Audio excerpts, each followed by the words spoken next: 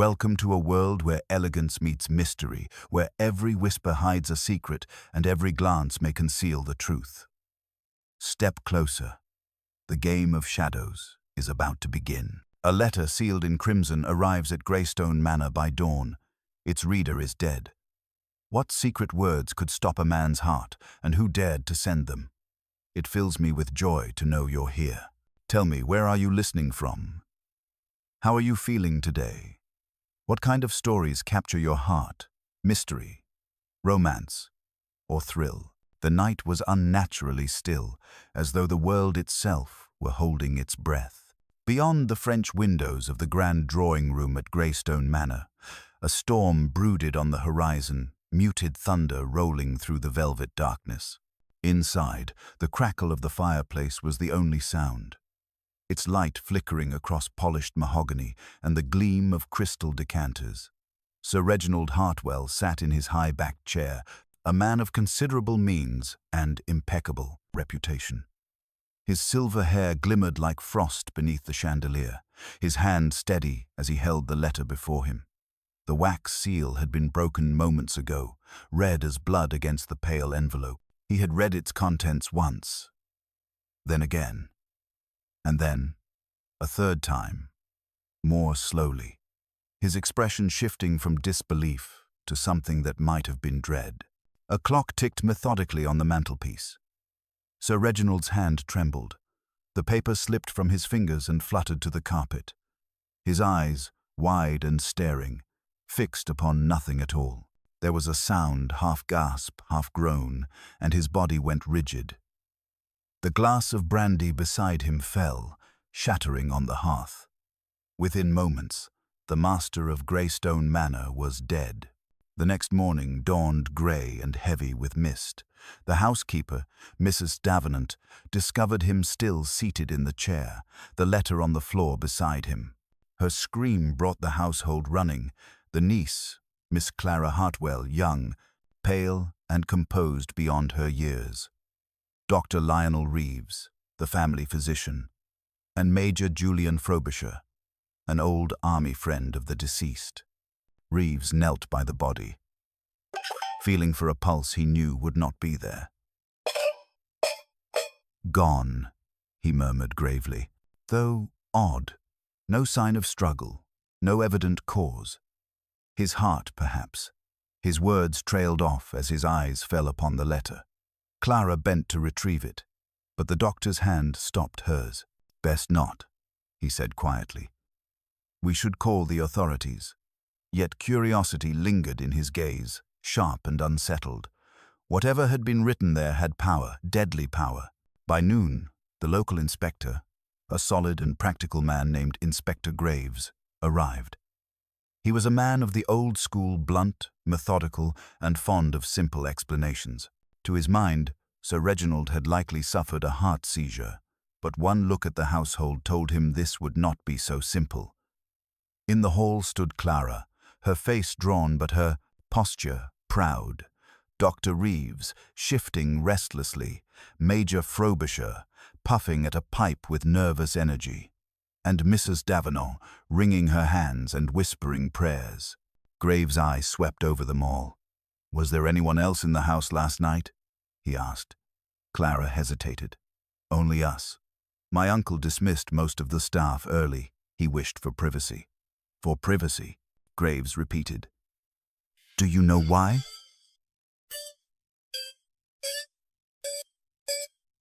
A flicker crossed her face. "No, Inspector." He said only that he was expecting correspondence. Graves' eyes moved toward the letter on the table, now placed carefully beneath glass. Its contents were still a mystery. The handwriting, neat, foreign, elegant, had already intrigued him. But the coroner's initial examination complicated matters further. "No sign of poisoning," the coroner had reported. "Heart failure, yes, but not from natural causes." So what had killed Sir Reginald Hartwell, if not poison or violence? And what did that letter contain that could still a man's heart in an instant? That evening, as the rain began to fall in fine, whispering sheets against the windows, a small, impeccably dressed gentleman arrived at the door. His moustache was precise, his hat spotless despite the weather. The butler, solemn and weary, blinked in surprise as the man handed him a card. Monsieur Hercule Poirot. "I have come," said the visitor with a slight bow, "at the request of Inspector Graves. There is talk of a death most singular. Oui, and when death and a letter walk hand in hand, one must suspect not the heart, but the mind." He stepped into the hall, his sharp eyes glancing at the household gathered on the staircase. "If you please," he said softly, "show me where the gentleman died." The hush that followed seemed to echo through the grand, shadowed house. Outside, thunder growled once more like a warning of what was yet to come. Poirot entered the drawing room with the soft, deliberate tread of a man accustomed to observing before speaking. The room was unchanged since the night of the death, save for the removal of the body. The scent of extinguished fire still lingered, mingled with that faint, sharp odor of fear that clings to rooms where tragedy has recently occurred. His eyes moved to the armchair where Sir Reginald had died, to the shattered remnants of the brandy glass, and finally to the letter lying beneath the glass cover on the writing desk. He paused, gazing at it without touching. "It is curious," he murmured. "A letter that kills without weapon, without poison. Such things are not impossible, but they are rare. It is not the ink, but the idea that strikes the fatal blow." He turned to Inspector Graves, who stood watching with folded arms. "Tell me, my friend, what was your first impression?" Graves shifted slightly. "That the old gentleman read something that gave him a shock, enough to stop his heart. No signs of foul play. No one entered or left the house. I'd wager it was natural causes." "Natural?" Poirot's eyebrows rose. "Perhaps. But then why the secrecy about the letter? Why the locked study, the dismissed servants, the face of terror that, even in death, still clings to his features?" The inspector frowned, unwilling yet unable to contradict him. Poirot stepped closer to the writing desk, studying the wax seal fragments on the tray. The crest impressed upon them, a serpent twined around a sword, was not of English design. "A family emblem?" Poirot asked. "Not one I recognize," said Graves. "Then we must look elsewhere, possibly abroad." Poirot tapped his chin thoughtfully. "You have read the letter?" "Not yet. The coroner ordered it preserved until your arrival." "Excellent. We shall read it together, yes?" Poirot's voice was calm, but a flicker of excitement lit his eyes. Graves nodded and lifted the glass cover. With gloved hands, Poirot unfolded the page. The writing was elegant, slanted, unmistakably continental. He read aloud, his voice low. "Sir Reginald Hartwell, you thought the past was buried. It is not. The hour approaches when all that you have hidden will come to light. One by one, those you wronged will know the truth. You will be the first to pay. A friend who knows." Poirot's lips tightened slightly. "It is not merely a threat," he said softly. "It is an accusation, and one written by someone who knows him well. There is no vulgarity here, no crude demand for money. It is the language of retribution." Clara Hartwell, who had been standing quietly by the window, turned abruptly. "It is madness," she said, her voice trembling. "My uncle was an honorable man. He had no enemies." Poirot inclined his head gently. "Mademoiselle, everyone has enemies, though sometimes they disguise themselves as friends. Tell me, did your uncle seem troubled before last night?" She hesitated, then lowered her eyes. "He was distracted. I thought it was business. He received several letters these past weeks. Each time he would retire alone and lock his door." "Ah, so this was not the first," murmured Poirot. "And these other letters, they were destroyed, perhaps?" "I never saw them again," she said faintly. Poirot exchanged a look with Graves. "Then we must search his study most carefully," he said. As they moved through the adjoining door, the storm outside broke in earnest. Rain lashed against the tall windows, thunder rolling over the moors. Poirot glanced once at the shelves lined with ledgers and locked drawers. A man who guards his papers so closely has secrets worth guarding. We shall find them, Inspector. Oh yes, we shall. His voice was almost cheerful, but his eyes gleamed with purpose. Somewhere within Greystone Manor, beneath its polished calm and hushed corridors, the first threads of deception were already beginning to unravel. Poirot's delicate fingers traced the rim of the desk drawers, his eyes sharp beneath half-lowered lids. It is curious, n'est-ce pas, how even the dead leave their rooms speaking for them, he murmured. The study smelled faintly of cigars and old paper, with the faintest trace of something acrid beneath ink, or perhaps anxiety. He noted the immaculate order of the books, the careful alignment of pens on the blotter, the polished brass lamp shining as though it had been recently handled. He was a man of precision, Poirot observed. Everything symmetrical, nothing out of place. Yet here, regardez. He pointed to a single envelope pushed partly beneath a stack of correspondence, its edge crooked as if replaced in haste. Graves drew it out carefully. It was unsealed, blank save for an embossed R. The letter within was short, 2 sentences only. Our arrangement remains unchanged. The payment is expected by the end of the month. R. Graves gave a short grunt. Blackmail, he said. Poirot tilted his head. Perhaps, but not necessarily. It may also be business, a debt, a partnership, or a sin politely disguised as such. He lifted a small photograph frame from the corner of the desk. It contained a picture of a young woman, graceful, dark-eyed, smiling faintly. Who is she? Clara stepped forward hesitantly. That was my aunt, Lady Evelyn. She died 10 years ago. Ah. Poirot set the frame down gently. So we have death in the past, and death in the present. Families, mademoiselle, they carry their tragedies like heirlooms. He turned again to the desk. A locked drawer resisted Graves's attempt to open it, until Poirot produced from his pocket a small penknife and deftly manipulated the lock. Inside lay a packet of letters bound with a faded blue ribbon. He opened the topmost carefully, his eyes flicking across the lines. Dearest R, you cannot understand the risk. If the truth were known, it would ruin all us both. You promised discretion. I trusted you. Do not fail me now. Poirot read the closing. Yours, E. He looked up at Clara. Lady Evelyn wrote these. Clara's hand flew to her mouth. To whom? That we must discover. Poirot gathered the letters. Inspector, I suggest we find this mysterious Roe. The initial appears both in these letters and the one demanding payment. Coincidence rarely travels alone. Graves nodded grimly.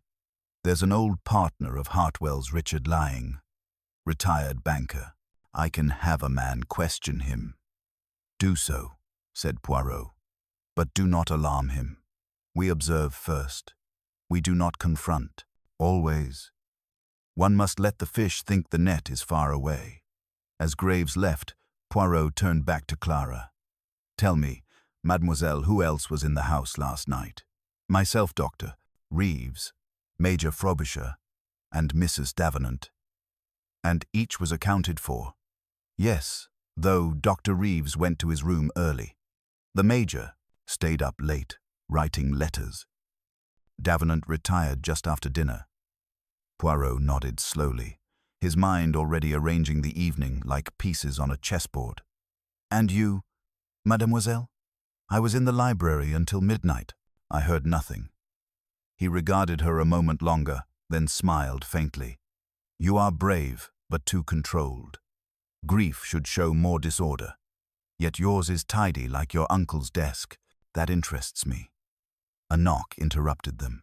Graves returned, rain dripping from his coat. A message from the constable in the village, he said. Richard Lying is dead. Found this morning in his study. Heart failure, same as Hartwell. For a long moment, the storm outside seemed to still. Poirot's eyes gleamed with the light of revelation and danger combined. 2 men, he whispered, both bound by secrets, both struck down after receiving a letter. Mon Dieu, Inspector, this is no coincidence. The hand that writes is the hand that kills. The news of Richard Laing's death fell upon the room like a thunderclap. Clara gasped, one hand clutching the back of a chair for support, while Dr. Reeves, who had just entered, froze mid-step. Poirot's expression, however, remained serene, though his eyes glittered with the sharp focus of a mind now wholly engaged. "The same manner of death," he said softly, "and within 12 hours. That is not fate, it is orchestration." Inspector Graves ran a weary hand through his hair. Both men, business associates, both with heart failure, and both after receiving letters. Someone sending death by post.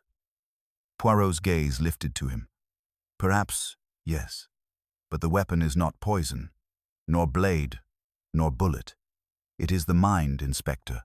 These men were not killed by what was written, but by what they knew." He turned to Clara, whose face had gone pale. "Mademoiselle, forgive me, but I must ask, did your uncle ever speak of Mr. Laing in recent months?" She hesitated. "Only once. He called him a necessary evil. He said they shared something that could never be spoken of again." "Ah," murmured Poirot, the whisper of guilt it echoes, even in the most respectable drawing rooms. He folded his hands neatly behind his back. "We must go to Mr. Laing's home.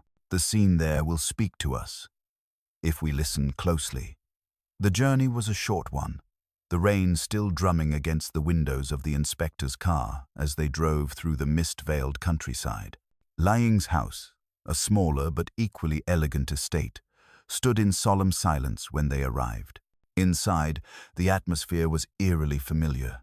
The same orderliness, the same untouched glass of brandy on the desk, and again, the letter lying open beside it. Poirot leaned over the paper, careful not to disturb it. The handwriting was identical. "You cannot escape the truth, Mr. Laing. What you owe cannot be paid with silence. The reckoning draws near." Poirot straightened, his expression unreadable. The same hand, the same method, but the tone notice. "Inspector, it is colder, more direct. This is not the first letter he received. It is the finale of a symphony long composed." He walked around the desk, scanning the room, then paused before a painting of a harbor scene. His fingers touched the frame lightly. "Look here," he said suddenly. "The dust upon the wall is disturbed. Someone moved this recently." Graves stepped closer, helping him lift the painting down. Behind it, a small wall safe stood half open. Inside were several documents, a bundle of cash, and one sealed envelope. Poirot retrieved the latter and opened it with care. The letter was unsigned, but the contents made both men exchange a glance of grim recognition. 10 years have passed. You cannot bury her twice. I warned you both, there is justice yet." Poirot folded it carefully, his expression grave.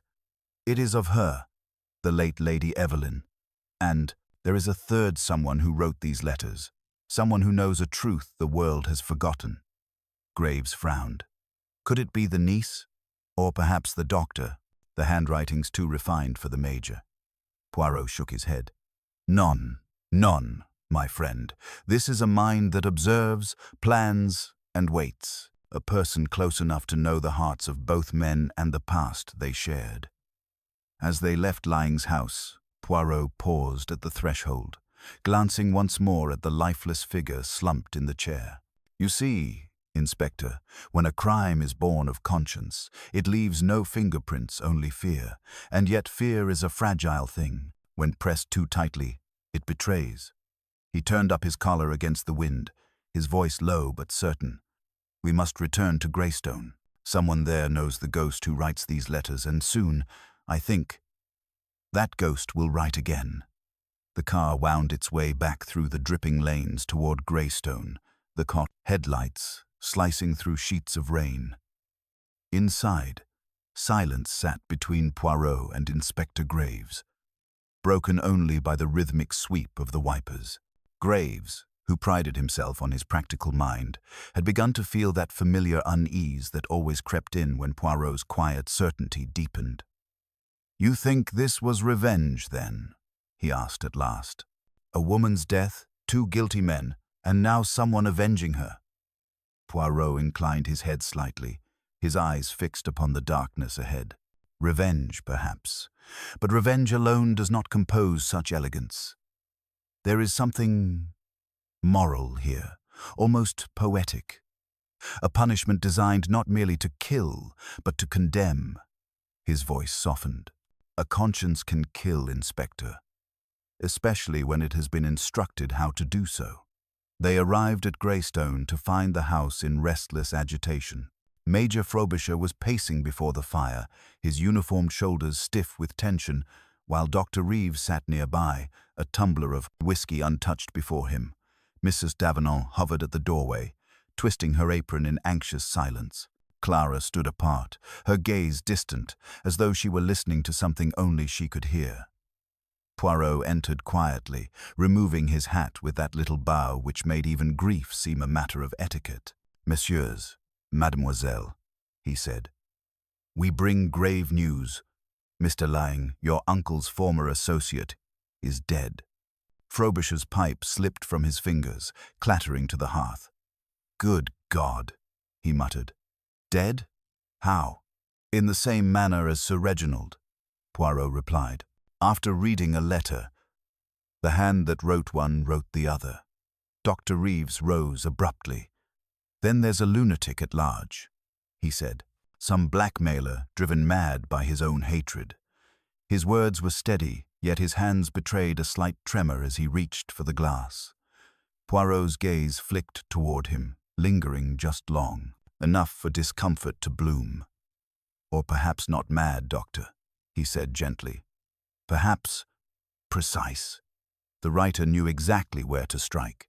He turned then to Clara.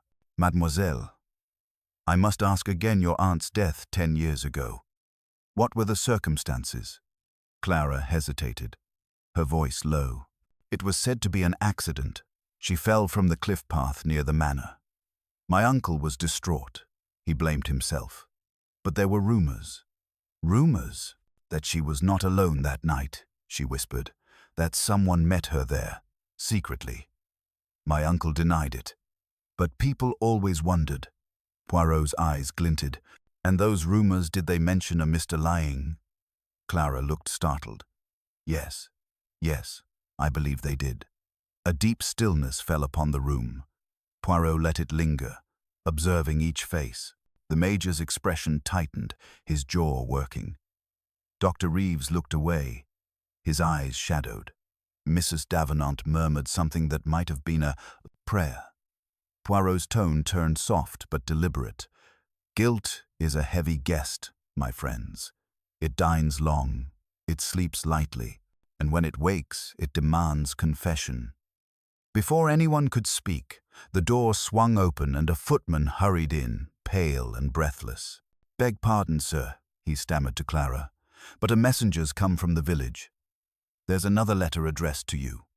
The room froze. Clara's face drained of color as she took the envelope. Poirot stepped forward swiftly. "If you will permit, mademoiselle," he said. She handed it to him without protest. He examined the seal. It was the same red wax, the same looping hand. Slowly, he unfolded the paper and read aloud, "To the last of them, the innocent who inherits the guilty. You cannot escape what began at Greystone. When the truth rises, it will claim you too." Poirot folded the letter with exquisite care.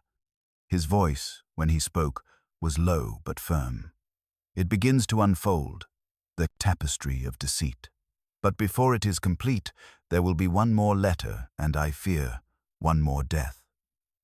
For a long moment, the only sound in the room was the faint hiss of the fire.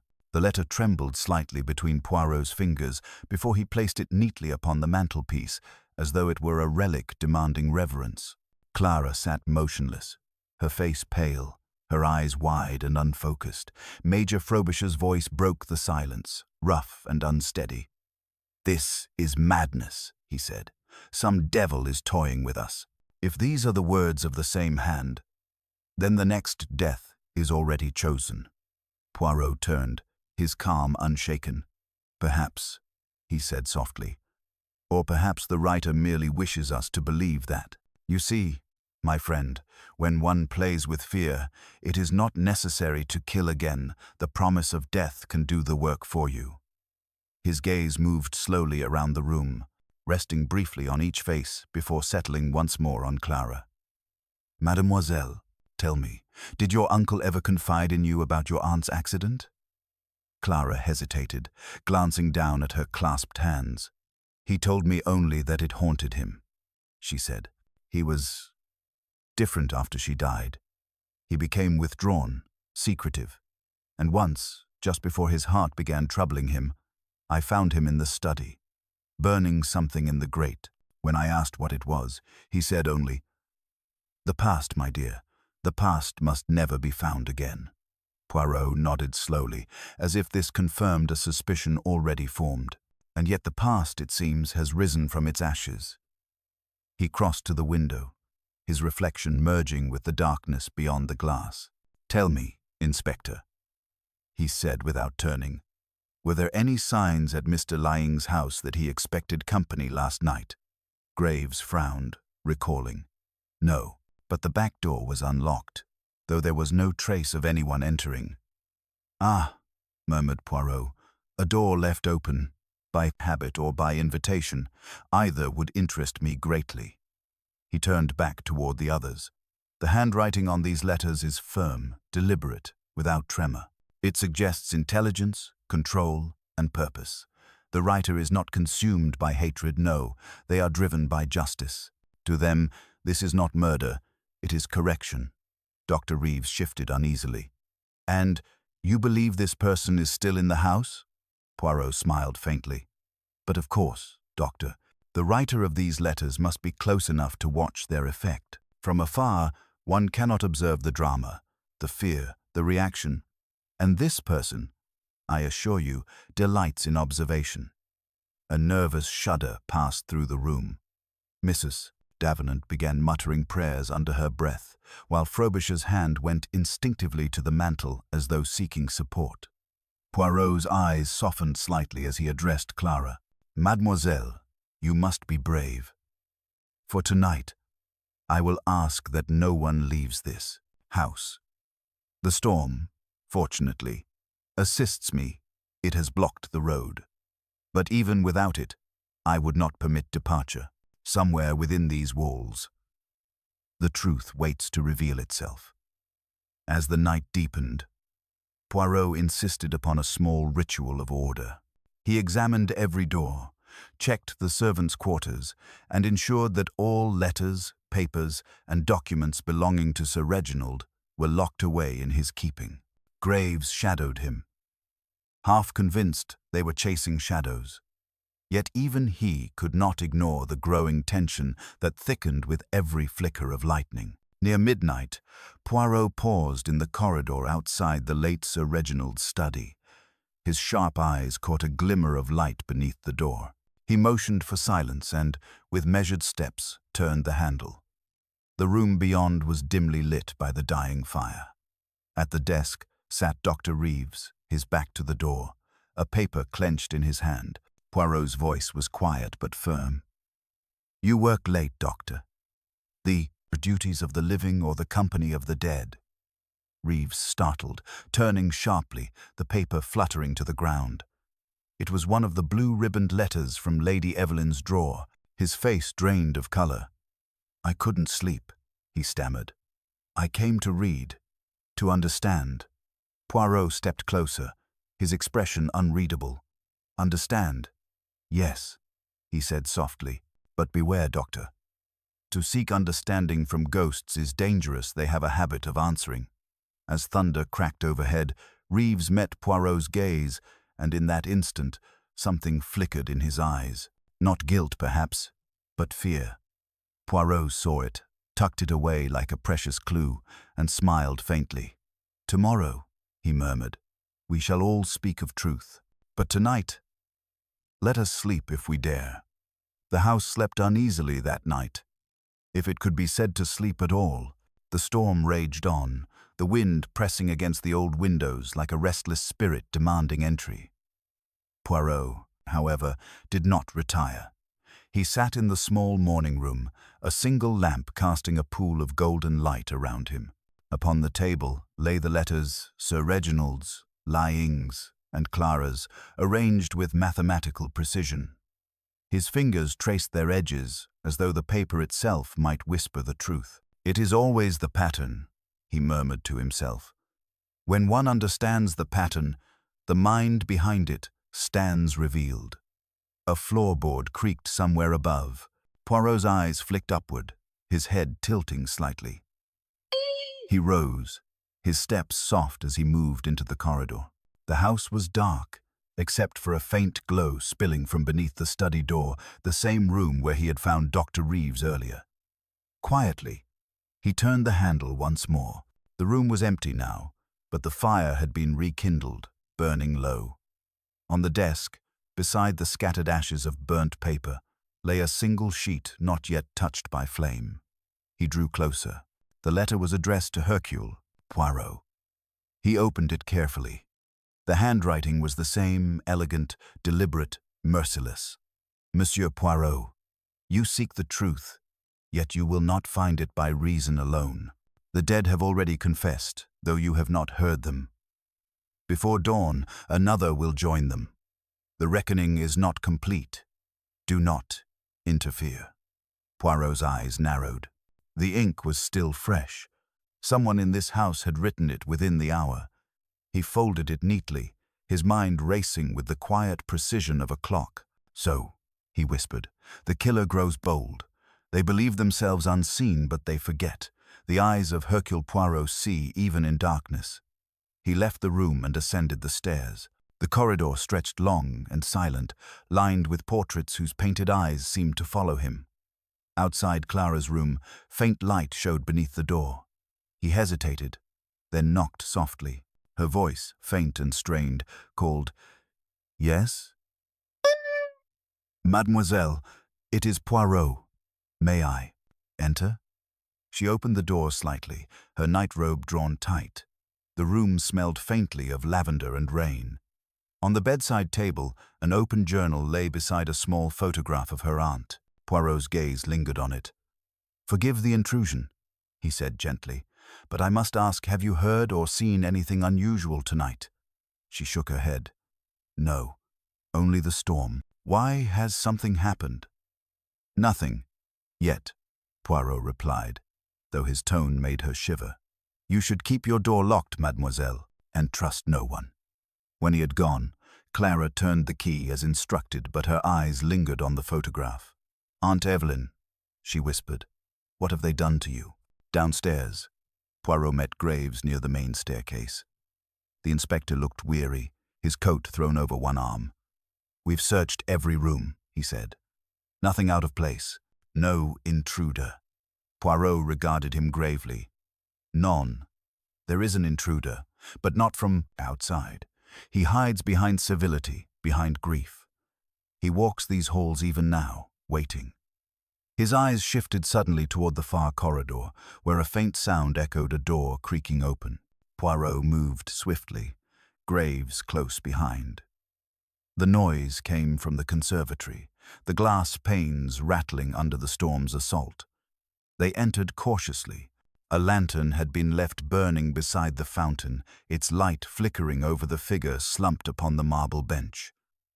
Poirot knelt, his face tightening. It was Major Frobisher. His hand clutched his chest, his eyes staring in horror toward the open glass door. Beside him lay another letter, soaked with rain. Poirot took it carefully, reading by the trembling lantern light. "You watched and said nothing. Silence is the greatest crime of all. Now you, too, are judged." Graves swore under his breath. "That's 3, Poirot. 3 dead. Who's next?" Poirot rose slowly, his gaze sweeping the room. "No one. If I can help, it," he said quietly. "The storm outside rages. Yes, but the greater storm is here, within these walls. And before it ends, I promise you, Inspector, I will name the hand that writes in death. The dawn came reluctantly, dragging pale light across Greystone's weary halls. The storm had passed, leaving behind a suffocating stillness that seemed more dreadful than thunder. Poirot stood in the conservatory, gazing down at Major Frobisher's lifeless body, now covered with a sheet. The smell of damp earth and wet leaves clung to the air. Graves stood nearby, rubbing at his temples. 3 dead, each with the same message, each connected to Lady Evelyn's death. If there's justice in this, Poirot, it's a cruel one. Poirot did not respond immediately. His eyes followed a single droplet sliding down the glass pane, tracing the outside world blurred by morning mist. Cruelty, Inspector, is often the mask worn by truth when it wishes to be noticed, he said softly. But notice this, each death occurred after nightfall, each man alone when struck. That tells us the killer is not impulsive, but ritualistic. Every act has meaning, timing, purpose.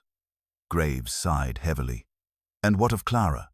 She was threatened in that last letter. Should we move her somewhere safe? Poirot turned sharply, the gleam of decision lighting his expression.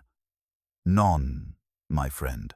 Mademoiselle Clara must remain here. She is safer under my eyes than anywhere else. But we must make it appear as though she is not. An hour later, the household gathered in the dining room for what passed as breakfast, though no one touched their plates. Clara sat at the head of the table, her face pale, her hands clasped tightly together. Dr. Reeves arrived late, his coat damp and his eyes shadowed with fatigue. I was with the constable, he said shortly. He's taken Frobisher's body to the village morgue. Poirot, who had been stirring his coffee with absent precision, looked up. You are devoted, Doctor. Tell me, were you also with Sir Reginald after Lady Evelyn died? The question, though calmly spoken, dropped into the room like a stone into still water. Reeves froze. What do you mean? Only that you were his physician, his confidant, and, as I suspect, his friend, Poirot said mildly. A friend who perhaps knew too much. Reeves's jaw tightened. If you're implying I had anything to do with these deaths. Poirot raised a hand, silencing him gently. Imply? No, mon ami. I do not imply. I merely observe. There is something you fear, Doctor, not from guilt, but from knowledge. You know the truth, yet you dare not speak it. The doctor pushed back his chair abruptly. This is absurd, he snapped, his voice cracking under strain. I've told you everything I know. He turned sharply toward the door, but Poirot's quiet voice followed him.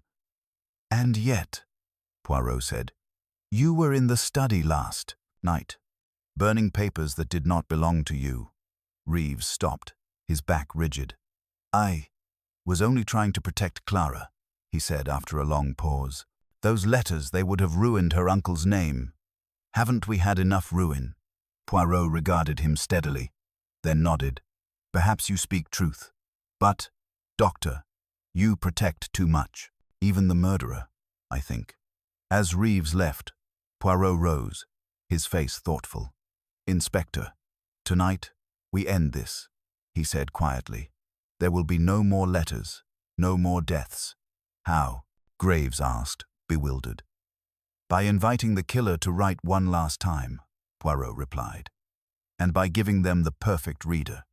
That evening, Poirot summoned everyone to the drawing room. The lamps glowed dimly, the air thick with tension. Clara sat near the hearth, her eyes flicking nervously to the sealed envelope resting on the table. Poirot addressed the room with calm authority. This letter, he said, delivered an hour ago. It bears the same seal, the same hand. It is addressed not to me, nor to Mademoiselle Clara, but to the one who knows the truth. He paused, letting the silence stretch, then turned toward the doctor. It seems, Doctor Reeves, that the writer believes that person is you. Reeves' breath caught, his face ashen. To me? That's impossible. But even as he spoke, the window behind him rattled violently, as though the storm had returned. Poirot moved forward, his voice low but commanding. "Do not be afraid, Doctor. The time for letters is done. Now, we listen not to the dead, but to the living who write in their name." The air in the room grew taut, charged. Outside, the wind moaned through the chimney like a whispering voice. Poirot's gaze shifted from face to face, Clara, Graves, Mrs. Davenant, and finally the trembling doctor. Somewhere among them, he knew, the author of every letter sat watching, waiting to see if the next heart would fail before the truth did. The silence that followed was thick enough to choke. Dr. Reeves stood rigid, his eyes darting between Poirot and the letter that lay gleaming in the lamplight like a coiled snake. Clara's hands trembled in her lap, and Mrs. Davenant's lips moved soundlessly in prayer. Poirot's expression was unreadable, though his gaze never left the doctor. "You see, mon cher," he said softly, "the murderer wishes to draw you out. It is no longer about vengeance, but revelation. Someone here wishes you to speak, to confess." Reeves swallowed hard, his composure fraying. "Confess? To what?" His voice broke slightly, betraying fear. "I've told you Lady Evelyn's death was an accident." Poirot's head tilted slightly. "And yet, 3 men who called it so have died. You, Doctor, are the last remaining who stood upon that cliff 10 years ago." The doctor's eyes widened, the color draining from his face. How do you know that?" "Oh no," Poirot replied quietly, "because I see what others overlook. The names in your medical ledger, the dates, the convenient omissions. You were there that night with Sir Reginald and Mr. Lying. Lady Evelyn did not fall alone. She was confronted." Graves leaned forward, his brow furrowed. "You're saying her death was murder?" Poirot's gaze flicked toward him. "Not murder as we think of it, Inspector. It was a crime of passion, perhaps even of desperation. But what followed, that became murder. Someone has kept that secret alive, feeding on it, until justice, twisted and cold, took its place." Reeves sank into a chair, his breathing shallow. "We never meant for it to happen," he said hoarsely. "She was going to leave, threatened to expose everything. Sir Reginald lost his temper. Lying tried to stop her, and she slipped. It was raining, the path was slick. She was gone before we could reach her." Clara rose abruptly, her voice shaking. "You killed her," she whispered. "All of you. You let the world think she fell." Reeves lifted his head miserably. "It was Sir Reginald's doing. He insisted we keep silent. Said it would ruin the family, destroy everything. I wanted to go to the police, but he forbade it. He said the truth must die with her." Poirot nodded slowly, as though this fit neatly into a pattern long forming in his mind. "And yet, Doctor," someone else remembered. Someone who saw, or who learned, and began their own justice. The letters, they are not random. They are deliberate reminders, written by one who knew that silence would one day demand payment. A flicker of realization crossed Clara's face, and she turned to the detective with sudden intensity. "You think it's one of us? Someone here in the house?" Poirot's expression softened, though his voice carried weight. "There are no strangers left in this tale, mademoiselle. The killer does not come from outside. Every player is already on the stage." He reached for the letter, broke the seal, and unfolded it. The writing, familiar and graceful, spread across the page like a calm confession. "There can be no peace where truth is buried. The time has come to unearth what you hid beneath the cliff. The past will rise, and with it, your shame." Poirot's eyes lifted. "You see, the clue lies in the words beneath the cliff." "What was buried there, Doctor?" Reeves looked up, stricken. "Nothing. We—" He stopped suddenly, his mouth working soundlessly. Poirot's voice was very quiet. "You buried more than a secret, did you not?" The doctor's hands began to shake. She, Lady Evelyn, was not alone. There was something else. A letter she carried that night. She said, if anything happened to her, the world would know. Sir Reginald made me promise it was destroyed. Poirot's eyes gleamed. Then it was not destroyed. The one who writes these letters has it still. That, my friends, is the proof that binds every death in this house. He turned, his gaze sweeping the room like a blade. Tonight, before the moon rises, we shall find what lies beneath that cliff, and there, I think, the last letter will be written not by the murderer, but by justice itself. The wind had died by the time they reached the cliffs, leaving behind an eerie hush that clung to the moor like breath held too long. The moon was climbing, pale and ghostly, casting a silvery sheen over the jagged rocks below.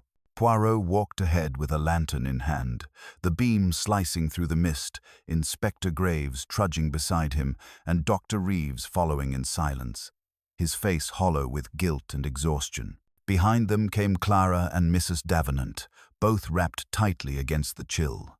The sea murmured below, dark and endless, as though guarding the secrets it had swallowed 10 years ago. Poirot stopped near a crumbling stone marker, the same place where Lady Evelyn had fallen. This is where it ended, he said quietly, but also where it began. Sir Reginald, lying, and Dr. Reeves came here that night to meet her. They believed they were ending a scandal. Instead, they began a chain of guilt that would not be broken until tonight. Graves's boots scraped against the damp earth. You really think the writer buried something here, after all these years? Poirot inclined his head. May we. Murder leaves a trace, even when the body does not. Secrets demand to be unearthed, and the writer, whoever they are, wishes us to find it. The letter was not a warning, it was an invitation. Clara shivered. But why now? Why make us relive it? Because, mademoiselle, said Poirot gently, the writer has waited until every lie could be revealed without resistance. Sir Reginald is dead. Lying is dead. The Major is dead. The doctor is half broken. You, the niece, are the last witness and the last test of conscience. They reached the edge where the cliff face curved inward like a dark wound. Poirot knelt, examining the ground. The earth was softer here, disturbed more recently than the rest of the path. He handed the lantern to Graves. Here, he murmured. Dig, if you please. The inspector hesitated, then began to work, his spade biting into the damp soil. The others stood watching, breath misting in the cold. Each stroke of the spade seemed to echo across the moor. After several minutes, Graves stopped. The spade struck wood. A small box emerged, caked in mud, the hinges corroded with time. Poirot knelt again, brushing away the dirt with delicate precision. When the lid finally creaked open, Clara gasped. Inside lay a bundle of papers tied with faded ribbon, and beneath them, a locket. Its chain tangled and broken. Poirot lifted the locket with gloved fingers and opened it. Inside were 2 miniature portraits. Lady Evelyn on one side, and opposite her, a child with the same dark eyes and solemn mouth. Clara stared, her voice trembling. That's my mother, when she was a child. But what does it mean? Poirot's expression softened. It means, mademoiselle, that Lady Evelyn carried a secret greater than anyone suspected. This child was hers, born long before her marriage, and this, I believe, was the sin your uncle sought to conceal. He held up the letters. Within these pages lies the truth that bound the 3 men in silence. He opened the top letter carefully. The ink had faded, but the words remained clear. If the truth of the child is known, Reginald will lose everything. The title, the estate, the respectability he worships, but he will not let her go. He has sworn that she will never see her daughter again. If I must die to end his tyranny, so be it. Poirot's eyes lifted. Lady Evelyn did not fall, my friends. She was pushed not by hand, but by despair, and the one who has avenged her knew this. Dr. Reeves staggered back, his face white as bone. But who could have known all that? The answer came before Poirot could speak. Mrs. Davenant, who had been silent until now, began to tremble. "Because I was there," she whispered. All eyes turned to her. The housekeeper stood motionless in the lantern light, her face streaked with tears, her voice breaking as she went on. "I saw her that night, Lady Evelyn. She begged me to take the child away, to hide her. I did. I raised her as my own niece, told no one. When she died, those men let the world believe it was an accident. They went back to their fine dinners and their lies, and I swore I would make them pay." Poirot's voice was soft but relentless. "You wrote the letters?" "Yes," she said, a tremor of defiance in her tone, every word. "I wanted them to feel the same fear she did that night, to know what it was to live haunted. But I never meant to kill them. I thought the letters would drive them to confess. I never dreamed." She broke off, clutching her chest. Poirot stepped closer, his expression grave. "Madame, the mind is a dangerous weapon. You knew their guilt, and they knew it too. You gave them back their own terror, and their hearts did what your hands would not." Graves looked stricken. "So these deaths, each man died of fright?" Poirot nodded. "Fright, guilt, imagination, it is a poison more subtle than any other. The doctor here can attest that a man can indeed die of fear when the heart is heavy enough with shame." Reeves bowed his head, silent. The wind stirred again, carrying the faint sigh of the sea. Clara looked from Poirot to Mrs. Davenant, tears glistening in her eyes. "And the child, my mother?" Mrs. Davenant's gaze softened, full of sorrow and strange peace. "Your mother never knew. Lady Evelyn made me promise she'd be raised far from Greystone, away from scandal. You, child, are her legacy. I only wish to give her peace at last." Poirot stepped forward, laying a gentle hand on the woman's shoulder. "You have done what you believed was justice, madame. But justice, when born of pain, becomes vengeance, and vengeance has no rest. Tonight, it ends." Mrs. Davenant gave a small, weary nod. "Yes," she said faintly. "Tonight it ends." Her eyes fluttered closed, as if the years of silence had finally claimed her. Poirot caught her as she fell, her breathing shallow but steady. "She lives," he murmured to Graves. "Fetch the car. We will take her back." Later, as dawn bled pink across the horizon, Poirot stood once more before the hearth at Greystone. The letters lay in neat piles beside him, the locket gleaming faintly in the firelight. Clara sat nearby, silent, her face pale but calm. Inspector Graves stood by the window, watching the sun lift over the moors. Poirot spoke quietly, his voice carrying that strange gentleness that comes after storms. "You see, mademoiselle, it is as I said from the mademoiselle. Beginning, no crime begins with violence. It begins with fear, with pride, with silence. The letter that killed your uncle was not a weapon, it was a mirror. Each man saw himself in its words and found judgment waiting." Clara looked up at him, her voice barely above a whisper. "And Mrs. Davenant?" "She will recover," said Poirot, "and the law will show mercy. Her crime was one of grief, not greed." There was a long pause, then she said softly, "It's strange. After all of this, I don't feel hatred. Only release." Poirot smiled faintly. "That, mademoiselle, is the truest justice. For hatred binds us to the dead, while forgiveness sets both free." He turned toward the window, his reflection framed by the pale morning light. "The case is over, Inspector. But remember this, it was not the letter that killed the men of Greystone. It was the truth they refused to read for 10 long years." With that, he lifted his hat, his silhouette neat and composed, and stepped into the quiet day, the last traces of storm fading behind him. The days that followed passed with the quiet unreality that comes after a storm. Greystone Manor stood solemn and still, as if it too were exhausted by all it had witnessed. The staff moved about in hushed tones, the clatter of dishes and the sweep of brooms subdued, as though afraid to awaken the echoes of that dreadful night. Poirot remained at the estate longer than anyone expected, not from doubt, but from a subtle restlessness that even he did not at first acknowledge. There was, to his fastidious mind, a detail still out of place, a thread left untied. Mrs. Davenant, recovering under the doctor's care, had confessed everything to the authorities, yet Poirot knew from long habit that confessions, like mirrors, reflect what one chooses to see. Clara visited her daily, speaking softly to the old woman, whose face seemed to have aged another 10 years in a single night. The police, content with the tale of vengeance and guilt, had withdrawn. Graves returned once to offer Poirot his thanks, though he looked unconvinced by the little man's lingering unease. "You've solved it, haven't you?" the inspector had said. "3 men dead, a woman's grief avenged. It's tidy enough." Poirot had smiled politely.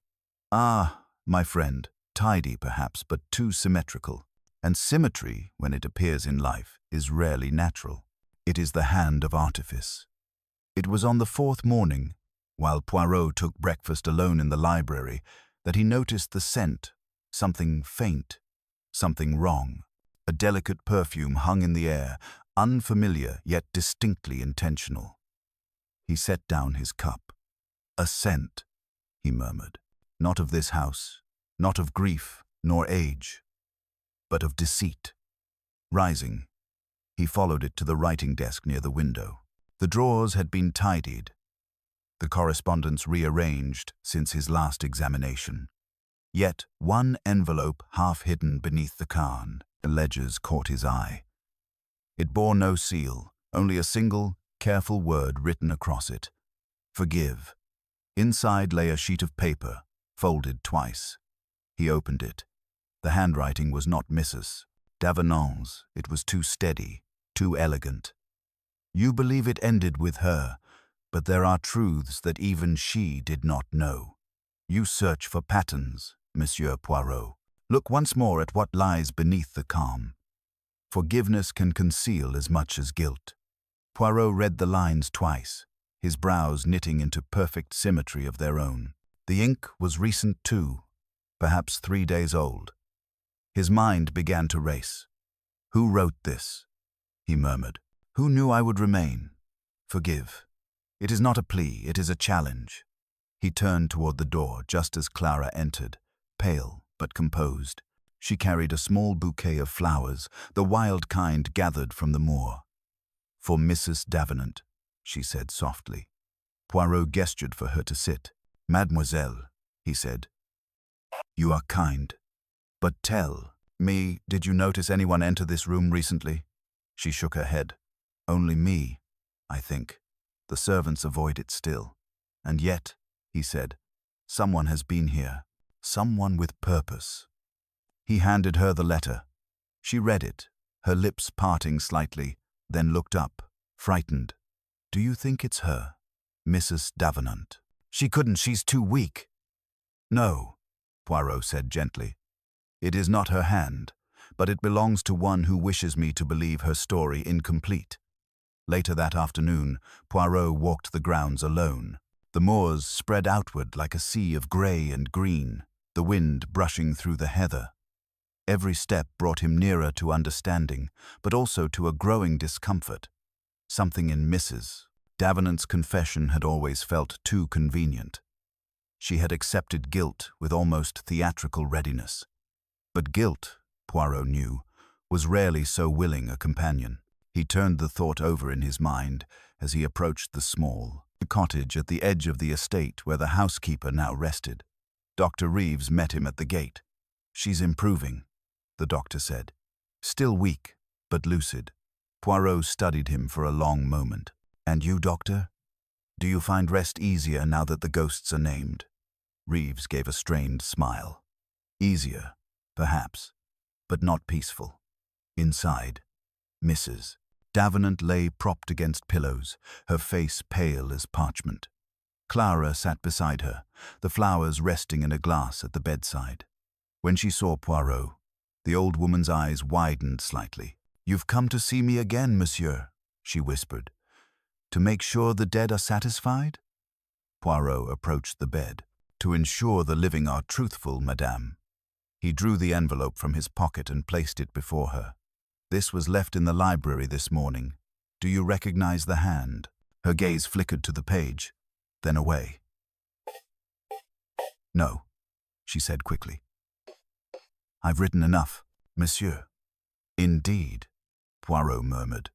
"And yet, the writer of this letter knew something you did not, that you were not the only one to write." Clara frowned.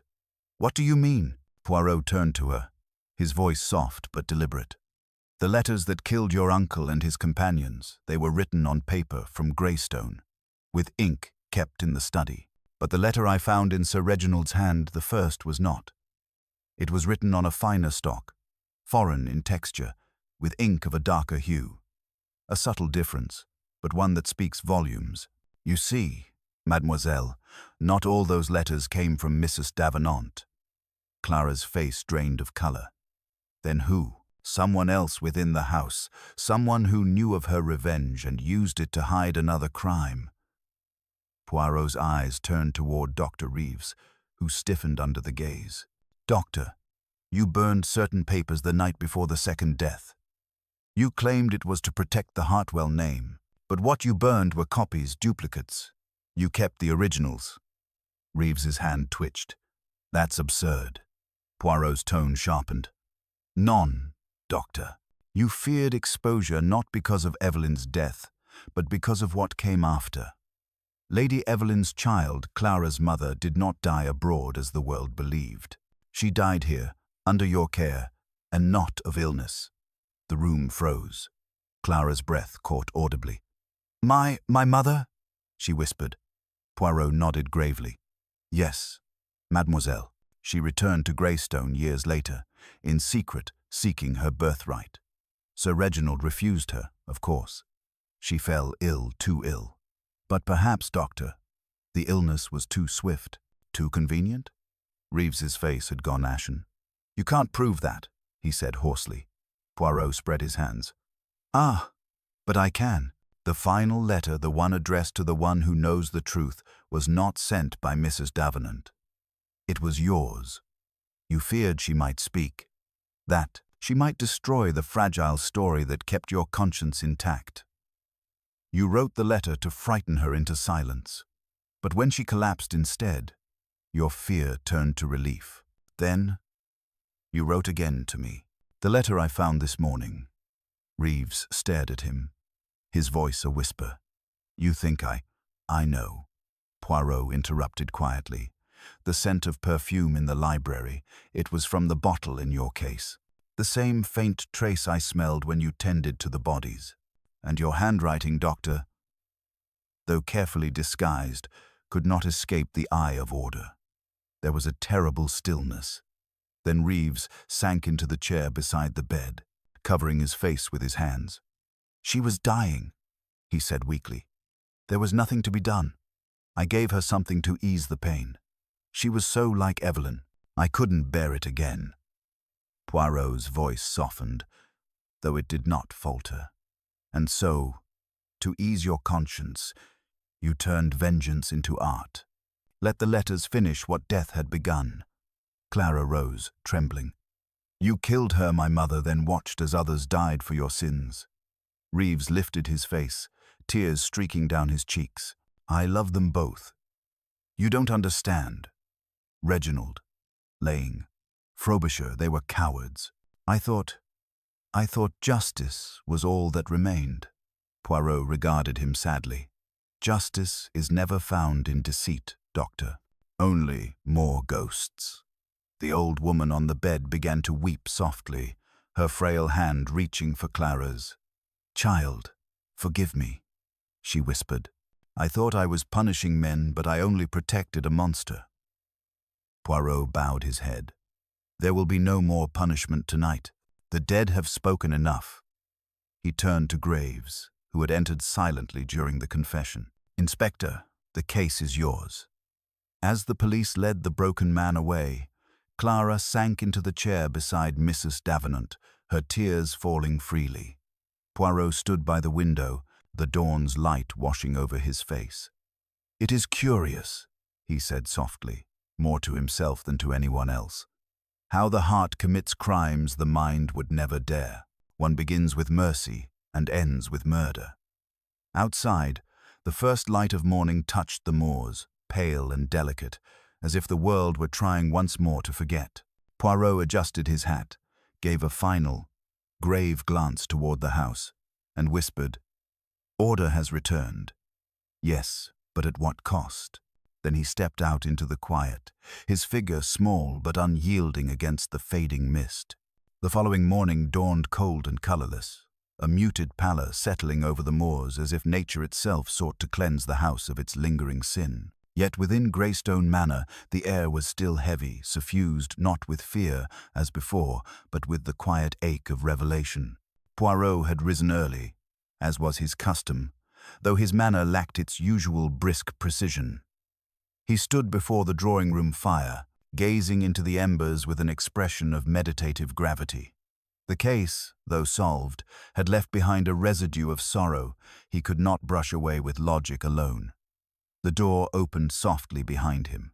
Clara entered, her face drawn, her dark eyes carrying the fragile steadiness of one who had endured too much to weep further. "Monsieur Poirot," she said quietly, "they've taken Dr. Reeves away. The police said he confessed everything. It's over now, isn't it?" Poirot turned to her, the firelight glinting in his eyes. "Over, mademoiselle." "None. A crime, once ended, leaves behind its echo. The world may call it peace, but it is merely the silence that follows confession." She came to stand beside him, her hands clasped before her. "And Mrs. Davenant? She will live," he said. "But her heart, that is another matter. She is a woman who built her existence upon grief and found, too late, that grief builds only prisons. She believed she fought for justice, but she merely carried another man's guilt upon her back." Clara stared into the flames. "I can't hate her," she murmured. "She thought she was avenging my grandmother. I suppose, in her own way, she was." Poirot nodded slightly. "Yes. And yet, it is curious, is it not, that every act of vengeance begins with love, the mother for her child, the friend for the betrayed. But love that seeks justice without mercy becomes cruelty in disguise." For a long time, they stood in silence. The house seemed to breathe again. Faintly, the oppressive tension of the past days dissolving into melancholy calm. From the corridor came the faint rustle of servants returning to their duties, cautious and subdued. The world, Poirot thought, is relentless in its pursuit of normalcy. Even tragedy must yield to breakfast and the turning of clocks. A knock interrupted them. Inspector Graves entered, hat in hand, his usual gruffness tempered by respect. "We've got Reeves in custody," he said. The magistrate satisfied. "But I'll tell you, Poirot, I've had cases I could understand. A man kills for money, or out of rage, but this, to watch others die, one by one, and call it justice?" He shook his head slowly. "It chills me." Poirot gave a small shrug. "Evil, my friend, is often less theatrical than people think. It does not always shout. Sometimes it whispers." The doctor was a man of intellect, of sentiment. Such men can justify anything if it begins with pity. Graves sighed, rubbing at the back of his neck. "There'll be talk in the village, of course. The deaths, the scandal, Lady Evelyn's story, it'll all come out." Poirot's expression hardened. "Yes, and in that, there is one more task I must perform. The truth must be told, but with care. Mademoiselle Clara must not become the victim of her family's sins." Clara looked startled. "But people will know," she said. "They'll whisper. They'll look at me as though I carry the curse of Greystone." "Non, non," Poirot said firmly. "You will not be pitied, mademoiselle. You will be admired for your courage, for the dignity with which you have borne what others could not. Let them speak if they wish. Gossip, like guilt, fades in time. But the truth, the truth must be spoken once, cleanly, so that no falsehood can follow it. He looked toward the inspector. You will arrange a statement, yes, that Lady Evelyn's death was accidental, and that the subsequent tragedies were born of fear and secrecy. The doctor's confession will remain sealed until after his hearing. Graves nodded reluctantly. I'll see to it. When the inspector had gone, Poirot turned back to Clara. You will stay at Greystone? She hesitated. For now. It was my uncle's home, and my mother's before him. I think it's time someone in this family learned to live honestly here. Poirot smiled faintly. That, mademoiselle, would please Lady Evelyn greatly, for though she is gone, her story, how do you say, ends with light, not shadow. The day passed quietly. Poirot spent much of it in solitude, pacing the gardens, his hands clasped neatly behind his back. The landscape, stripped of storm and sorrow, seemed almost serene. Yet within him, the little grey cells still stirred uneasily. The symmetry he had once found, troubling, now felt resolved but not restful. There remained one final detail, one unanswered question that hummed softly beneath the surface like a forgotten chord. That evening, as twilight deepened, he found himself again in the library. The fire had burned low, casting long, quivering shadows across the polished floor. On the desk lay the small box they had unearthed by the cliffs, its contents neatly restored, the letters, the locket, the faded ribbon. Poirot seated himself and began to read through the letters once more, methodically, his eyes scanning for the rhythm of words, the idiosyncrasies of punctuation that reveal a mind behind the pen. Then he paused. In one letter, the earliest of them all, the one Lady Evelyn had written before her death, there was a flourish beneath her signature, not merely the elegant loop of a woman's hand, but something else. A faint mark, almost like a second initial, half-formed, as if someone had tried to erase it long ago. He leaned closer, bringing the paper to the light. It was not an initial at all. It was a number. I. Poirot sat back, his breath catching softly. Deux, he whispered. 2. His eyes lifted to the locket on the desk, the two portraits, the two lives entwined, Lady Evelyn and the child. But if there were two? A knock at the door startled him. Clara appeared again, hesitant but curious. You're still awake, she said. I thought you might have retired. I seldom sleep when puzzles whisper to me, Poirot said, smiling faintly. He gestured toward the letter.